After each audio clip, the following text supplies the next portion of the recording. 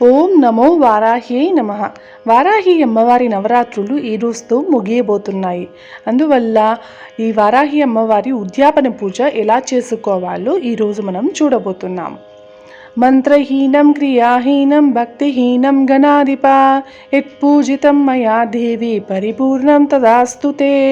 అనయ ధ్యాన ఆవాహనాది షోడశోపచారపూర్వక శ్రీ మహాగణపతి సహిత వారాహి దేవత పాదార విందార్పణమస్తు. ఓం యజ్ఞేన యజ్ఞమయా జాంతా దేవః తాని ధర్మాని ప్రథమన్యాసన్.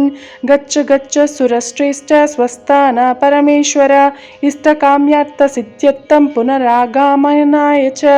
శ్రీవారాహి యథాస్థానం ప్రవేశయామి ముద్వాసయామి శోభనార్థం పునరాగమనాయ చ ఇతి శ్రీ సూక్త విధానేన దేవతార్చనం సంపూర్ణం అంటూ ఈ స్తోత్రం చెప్పుకుంటూ వారాహి అమ్మవారికి ఒక కొబ్బరికాయ కొట్టి పానకం నైవేద్యం చేసి కర్పూర హారతి చూపించి అమ్మవారిని కదిలించి యథాస్థానంకి మనం చేర్చుకోవాలి.